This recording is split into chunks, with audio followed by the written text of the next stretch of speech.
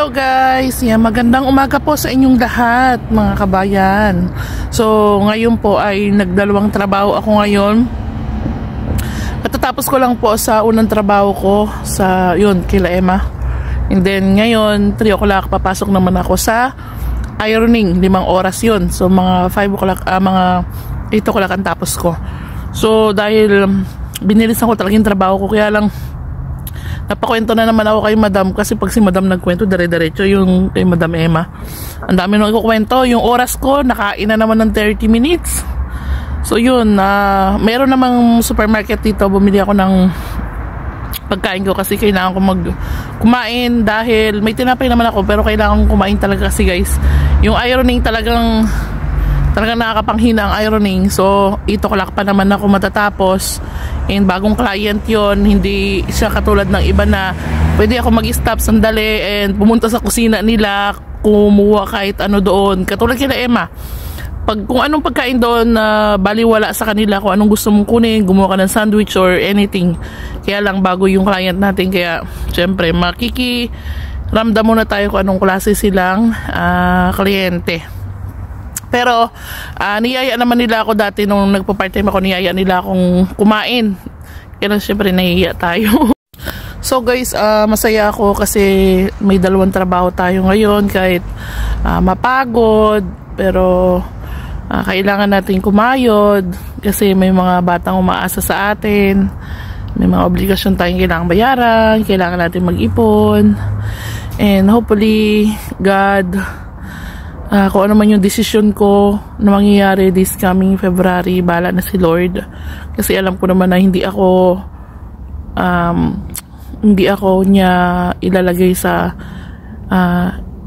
ikakasama ko. Alam kong ilalagay niya ako sa ikakabuti ko. Pero alam ko guys na hindi nyo mauunawaan ngayon yan, pero soon malalaman nyo din yun. Ito po yung kinakain ko. Ayan o, nginunguya-nguya ako yan kanina pa dito. Habang nagpapalipas ako ng oras. May tubig din naman ako dito. Ayan, para hindi naman tayo magutom. O diba guys, sakripisyo ng mga mahal natin sa buhay na OFW. Kung kayo ay merong mga nanay, tatay, kapatid, anak, pamangkin, or ano pa man, na tinutulungan kayo ng taong iyon na nasa abroad, lagi nyo silang kamustahin. Kamusta ba sila? Kumain na ba sila? Kamusta araw nyo? Napaka-importante guys. Tingnan nyo ako guys, nakakapagod na trabaho. Sa totoo lang, ang laking bahay nilinisan ko. Magpapahinga lang ako ng 1 oras, which is nakain na yung oras ko. Pupunta naman ako sa isang bahay para mamlansya.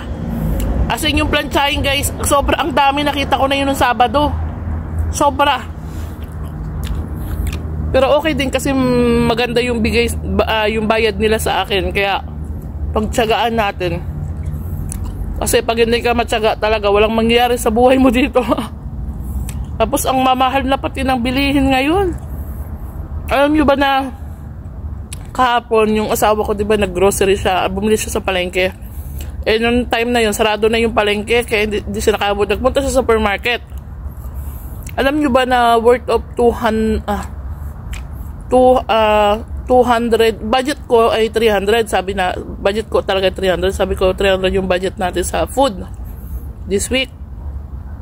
Guys, 295 ba? Sobrang unti lang nung napamili niya. As in, ilang perasong manok. Dalawang styro na manok na ang laman ay 6 na hita. So 12. Tapos isang styro na pakpak ng manok. 2 liver ng manok. Tapos ano pa ba? Tinapay. Ano pa ba? Basta may mga kaunti pa siyang binili. As in yun lang guys. Grabe ang bilihin ngayon. Sabi ko dapat talaga as in doon sa palengke para makamura ba.